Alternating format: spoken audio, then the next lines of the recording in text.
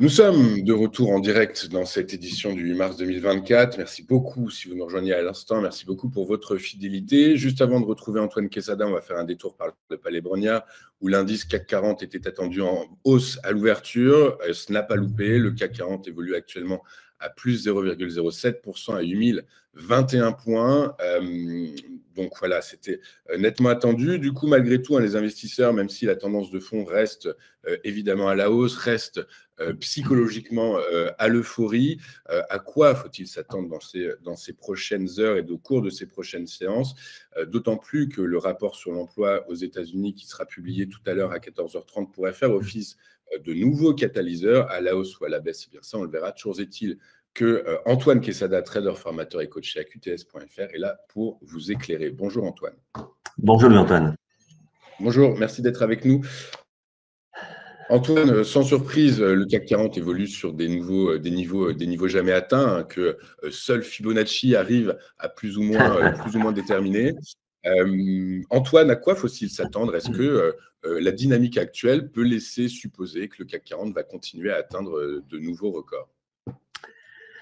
Eh bien, écoutez, oui, j'ai presque envie de dire qui a dit que les arbres ne montaient pas jusqu'au ciel? Mais je pense que oui, ils sont capables de monter jusqu'au ciel, les arbres. Quand on voit ce que fait le CAC 40 sur ces records extraordinaires.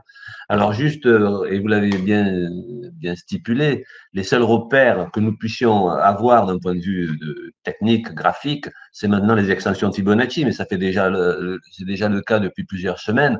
Donc ici, sur le graphique en hebdomadaire auquel vous êtes habitué, on est sorti par le haut de ce niveau 261,8 et le prochain, c'est le 261,8 de Fibonacci. Alors, on n'est jamais sûr qu'on l'atteindra, d'autant qu'il n'y a pas de figure chartiste autre qui me permette de voir si on a une très forte probabilité d'atteindre ce niveau. Mais le prochain niveau, effectivement, est à 8259, allez, 8260 points.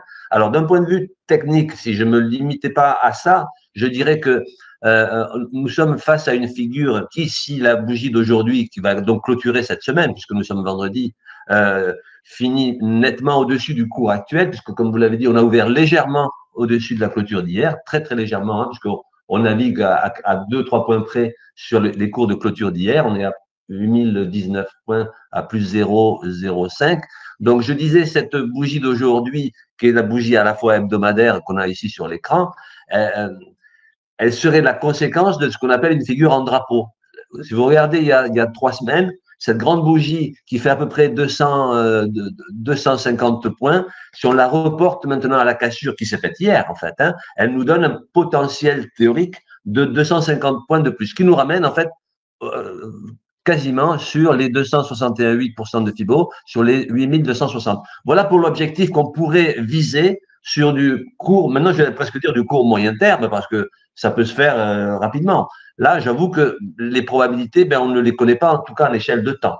Mais potentiellement, le prochain objectif majeur seront les 8260 points à l'échelle de l'hebdomadaire. Donc, on va passer sur le graphique en journalier. Alors, on est resté une dizaine de jours en latéral et la semaine dernière, je vous avais dit de surveiller un niveau sur lequel j'imaginais qu'on allait retracer et je croyais dur comme fer qu'on allait retracer. On l'a fait, mais à peine 5 fois moins que le potentiel que j'imaginais. En fait, on est resté sur un range. Hein, vous voyez, c'est une dizaine de bougies latérales ici, sur un canal latéral de 75 points d'amplitude, c'est-à-dire 3 fois rien. Hein, c'est ce qu'on appelle donc un range. Et hier, on l'a cassé par le haut, sans même s'être donné la peine de retracer comme je l'imaginais, comme je l'avais évoqué vendredi. J'avais dit que de surveiller le niveau des 7917 points en clôture horaire. Et effectivement, à un moment donné, on a clôturé en dessous, mais on est allé rebondir sur les 7900 points. 7900 points qui maintenant deviennent un gros support si d'aventure le CAC s'avisait de retracer quelque peu. Et ça n'est pas du tout impossible, ce serait même souhaitable, comme vous le savez, il est toujours souhaitable de reculer pour mieux pouvoir avancer. Là, je dirais qu'il a avancé sans même aucun élan. Il faut dire que les banques centrales, la Fed ainsi que la BCE, ont été suffisamment encourageantes pour donner de l'optimisme à ce marché. Donc voilà, après ce range latéral, alors d'un point de vue chartiste là aussi, quand vous avez un range latéral qui que l'on peut mesurer, qui aurait une certaine amplitude, eh bien, d'un point de vue purement technique, là, je m'accroche à des choses purement techniques, mais sans conviction majeure, puisque je vous dis, on navigue sur des plus hauts historiques, on n'a pas de repères historiques, par définition. Donc, si on reporte la largeur de ce canal horizontal, donc c'est 10 jours de séance de cotation que l'on a, si on le mesure et on le reporte à la verticale, ben ça nous ramène à peu près, comme précédemment sur le graphique en hebdomadaire, ça nous redonne ces 250 points supplémentaires, c'est-à-dire ça nous ramènerait sur l'objectif que j'ai évoqué tout à l'heure de 8260 points. Alors, ça ne se fera pas forcément aujourd'hui, il y a encore du travail. Donc, ce que pourrait faire le CAC aujourd'hui, et c'est ce qui pourrait lui arriver de mieux, c'est de retracer au moins un tout petit peu, c'est-à-dire revenir sur ce qui a été la résistance de ce canal horizontal depuis une dizaine de jours, c'est-à-dire la zone des 7975 points. Et on ne lui demande pas grand-chose, on est à 8017 points.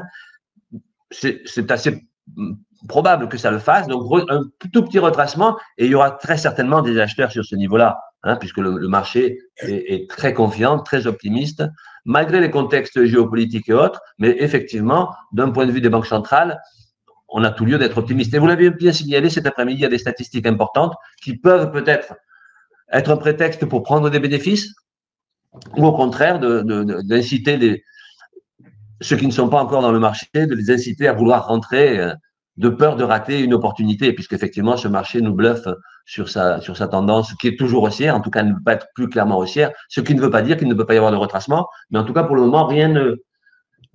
voilà, il n'y a que de l'optimisme sur le marché.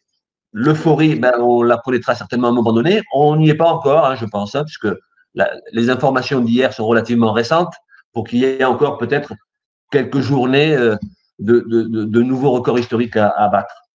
Ok, écoutez, merci pour ce discours optimiste, Antoine. On verra effectivement tout ça au cours des prochaines séances. Et comme vous l'avez rappelé, le prochain catalyseur, c'est la publication cet après-midi à 14h30 de statistiques importantes sur les créations d'emplois dans le secteur non agricole aux États-Unis. Merci Antoine d'avoir été avec nous ce matin. Je vous souhaite une excellente journée, un très bon week-end. Je vous donne rendez-vous la semaine prochaine.